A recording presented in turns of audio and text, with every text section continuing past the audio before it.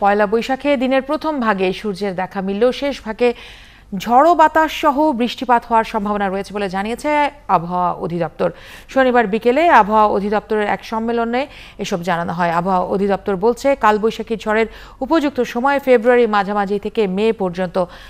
এখন তাই স্বাভাবিক নিয়মে ঝড়ো হাওয়া ও বৃষ্টিপাত হচ্ছে। পয়লা বৈশাখে ঢাকা ছাড়াও দেশের উত্তর পশ্চিমের শহরগুলোতে দিনের প্রথম ভাগে রোদে ভ্যাপসা গরম এবং শেষ ভাগে ঝড়ো হাওয়া সহ বৃষ্টি হতে পারে।